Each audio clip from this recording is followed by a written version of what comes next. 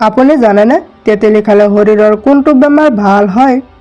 ৰাতি কল খালে শৰীৰত কি হয়? ধূমপান কৰাৰ পিছত কি খাদ্য গ্ৰহণ কৰিলে হাঁওফাঁও সুস্থ হৈ থাকে? এনেকুৱা ধৰণৰ আৰু কিছুমান নজনা প্ৰশ্নসমূহৰ উত্তৰ জানিবলৈ আমাৰ লগতে ভিডিঅ'টোৰ শেষলৈকে থাকিব বুলি আশা ৰাখি ভিডিঅ'টো আৰম্ভ কৰিছোঁ।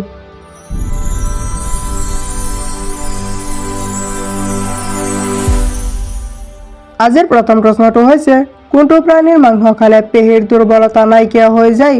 অপশ্যনসমূহ হৈছে ক গাহৰিৰ মাংস, খ হাঁহৰ মাংস, গ কুকুৰাৰ মাংস, ঘ ছাগলীৰ মাংস।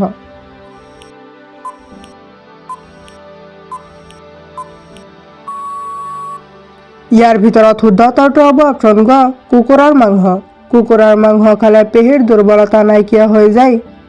আমি আহিছোঁ পৰৱৰ্তী প্ৰশ্নটোলৈ। কোন বেমাৰীয়ে আলু খাব নোৱাৰে? অপশ্যনসমূহ হৈছে ক জ্বৰ, খ কেঞ্চাৰ, গ মেলেৰিয়া, ঘ ডায়েবেটিছ।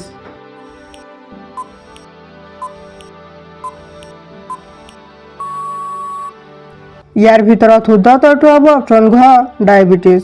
ডায়েবেটিছ বেমাৰীয়ে আলু খাব নোৱাৰে, কাৰণ আলু খালে ডায়েবেটিছ বৃদ্ধি হোৱাৰ সম্ভাৱনা বহু পৰিমাণে বৃদ্ধি হয়। আমি আহিছোঁ পৰৱৰ্তী প্ৰশ্নটোলৈ। লিভাৰ বিকল হোৱাৰ আগতে মানুহৰ শৰীৰত কি লক্ষণ দেখা দিয়ে?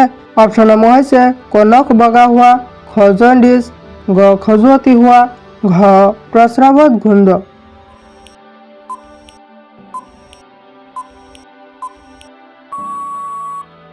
ইয়াৰ ভিতৰত শুদ্ধ উত্তৰটো হ'ব অপশ্যন খ জণ্ডিছ। লিভাৰ বিকল হোৱাৰ আগতে মানুহৰ শৰীৰত জণ্ডিছ দেখা দিয়ে। সেয়েহে জণ্ডিছ ৰোগ হ'লে আমাৰ ডক্তৰৰ পৰামৰ্শ ল'ব লাগে। আমি আহিছোঁ পৰৱৰ্তী প্ৰশ্নটোলৈ। অত্যাধিক চাহ বা কফি খালে শৰীৰৰ কি ভয়াৱহ ক্ষতি হ'ব পাৰে? অপশ্যনসমূহ হৈছে ক ৰক্তক্ষৰণ, খ ওজন কমি যোৱা, গ কেলচিয়াম হ্ৰাস পায়, ঘ দূৰদৃষ্টিশক্তি কমি যোৱা।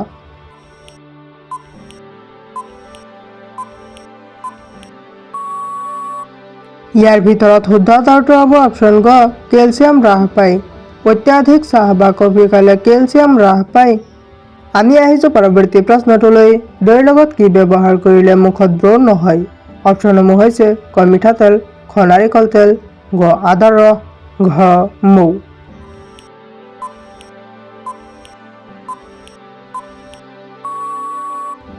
ইয়াৰ ভিতৰত শুদ্ধ উত্তৰটো হ'ব অপশ্যন ঘ মৌ।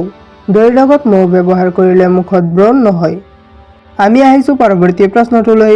মগজু সদায় সুস্থ কৰি ৰাখিবলৈ কি খাব লাগে? অপশ্যনসমূহ হৈছে ক কাজু বাদাম, খ গাখীৰ, গ কিচমিচ, ঘ মৌ।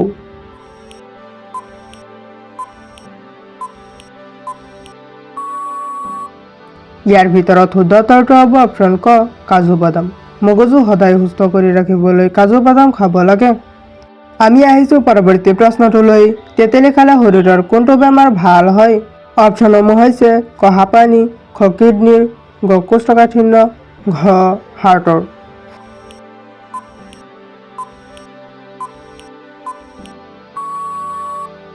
ইয়াৰ ভিতৰত শুদ্ধ উত্তৰটো হ'ব অপশ্যন গ কোষ্ঠকাঠিন্য।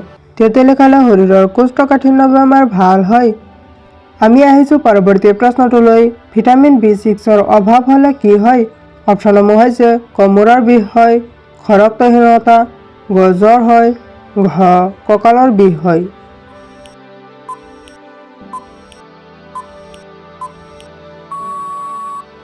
ইয়াৰ ভিতৰত শুদ্ধ উত্তৰটো হ'ব অপশ্যন খ ৰক্তহীনতা। ভিটামিন B6ৰ অভাৱ হ'লে ৰক্তহীনতা হয়। আমি আহিছোঁ পৰৱৰ্তী প্ৰশ্নটোলৈ। অত্যাধিক মানসিক চাপ থাকিলে শৰীৰৰ কোনটো হৰম'ন বৃদ্ধি পায়? অপশ্যনসমূহ হৈছে ক ইনচুলিন, খ ডপামিন, গ কৰ্টিচল, ঘ থাইৰক্সিন।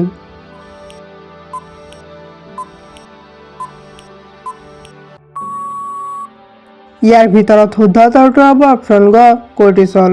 অত্যাধিক মানসিক চাপ থাকিলে শৰীৰৰ কৰ্টিচল হৰম'ন বৃদ্ধি পায়। আমি আহিছোঁ পৰৱৰ্তী প্ৰশ্নটোলৈ। ৰাতি ভৰিত কি ঘঁহিলে হাড় আৰু গাঁঠিৰ বিষ সোনকালে ভাল হয়? অপশ্যনসমূহ হৈছে ক নাৰিকল তেল, খ সৰিয়হৰ তেল, গ তিলৰ তেল, ঘ মৌ।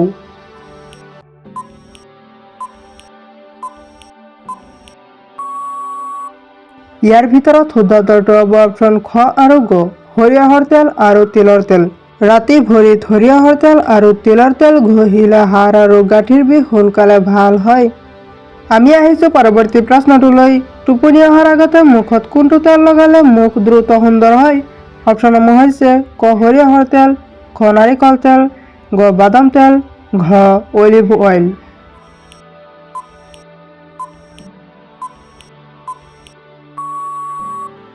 ইয়াৰ ভিতৰত শুদ্ধ উত্তৰটো হ'ব অপশ্যন ঘ অলিভ অইল। টোপনি অহাৰ আগতে মুখত অলিভ অইল লগালে দ্ৰুত মুখ সুন্দৰ হয়। আমি আহিছোঁ পৰৱৰ্তী প্ৰশ্নটোলৈ। টোপনি যোৱাৰ কিমান সময় আগতে ৰাতিৰ আহাৰ খাব লাগে? অপশ্যনসমূহ হৈছে ক 2 পৰা 3 ঘণ্টা, খ 1 ঘণ্টা, গ 10 মিনিট, ঘ খোৱাৰ লগে লগে।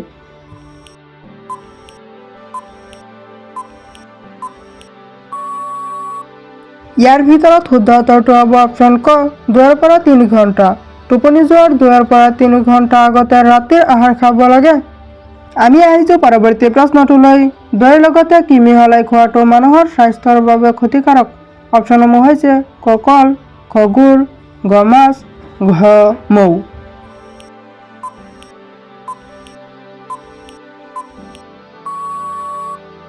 ইয়াৰ ভিতৰত শুদ্ধ উত্তৰটো হ'ব অপশ্যন গ মাছ। দৈৰ লগত মাছ মিহলাই খালে মানুহৰ স্বাস্থ্যৰ বাবে ক্ষতিকাৰক হ'ব পাৰে। আমি আহিছোঁ পৰৱৰ্তী প্ৰশ্নটোলৈ। দৈ খালে শৰীৰৰ কোনটো অংগ বেছি উপকাৰ হয়? অপশ্যনসমূহ হৈছে ক চকু, খ হাড়, গ হৃদযন্ত্ৰ, ঘ পাচনতন্ত্ৰ।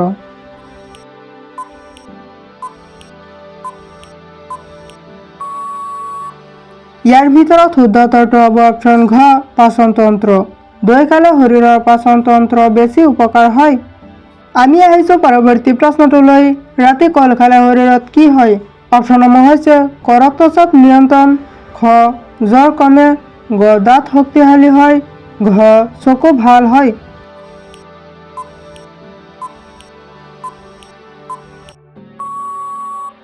ইয়াৰ ভিতৰত শুদ্ধ উত্তৰটো হ'ব অপশ্যন ক ৰক্তচাপ নিয়ন্ত্ৰণ হয়। ৰাতি কল খালে শৰীৰত ৰক্তচাপ নিয়ন্ত্ৰণ হয়। আমি আহিছোঁ পৰৱৰ্তী প্ৰশ্নটোলৈ। চাহৰ লগত কি খালে কেতিয়াও গেছ নহয়? অপশ্যনসমূহ হৈছে ক মৌ, খ লং, গ চেনি, ঘ আদা।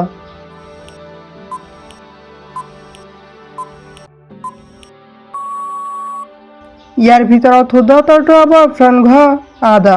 চাহৰ লগত আদা খালে কেতিয়াও গেছ নহয়। আমি আহিছোঁ পৰৱৰ্তী প্ৰশ্নটোলৈ। শৰীৰত কি ভিটামিনৰ অভাৱ হ'লে বেছি ৰোগ হয়? অপশ্যনসমূহ হৈছে ক ভিটামিন বি, খ ভিটামিন ডি, গ ভিটামিন চি, ঘ ভিটামিন এ।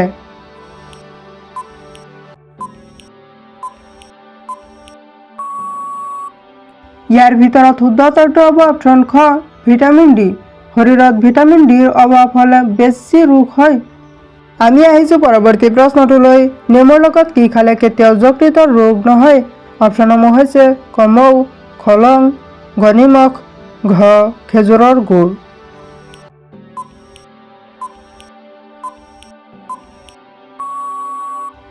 ইয়াৰ ভিতৰত শুদ্ধ উত্তৰটো হ'ব অপশ্যন ক মৌ। নেমুৰ লগত মৌ খালে কেতিয়াও যকৃতৰ ৰোগ নহয়। আমি আহিছোঁ পৰৱৰ্তী প্ৰশ্নটোলৈ। ধূমপান কৰাৰ পিছত কি খাদ্য গ্ৰহণ কৰিলে হাঁওফাঁও সুস্থ হৈ থাকে? অপশ্যনসমূহ হৈছে ক কফি, খ চাহ, গ আদা, ঘ লং।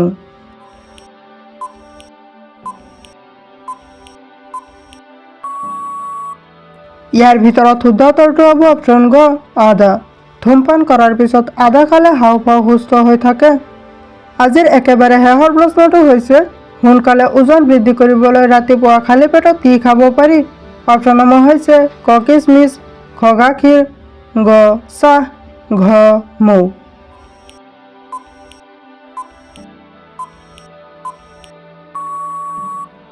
ইয়াৰ ভিতৰত শুদ্ধ উত্তৰটো হ'ব অপশ্যন ক কিচমিচ। সোনকালে ওজন বৃদ্ধি কৰিবলৈ ৰাতিপুৱা ৰাতিত তিয়াই থোৱা কিচমিচ খাব পাৰি। ভিডিঅ'টো শেষলৈকে দেখাৰ বাবে ধন্যবাদ। যদি ভিডিঅ'টো ভাল লাগিছে তেনেহ'লে এটা লাইক কৰি দিব আৰু যদি এনেকুৱা ধৰণৰ আৰু কিছুমান নজনা প্ৰশ্নসমূহৰ উত্তৰ জানিব বিচাৰে তেনেহ'লে আমাৰ চেনেলটো ছাবস্ক্ৰাইব কৰি ৰাখিব। Thank U.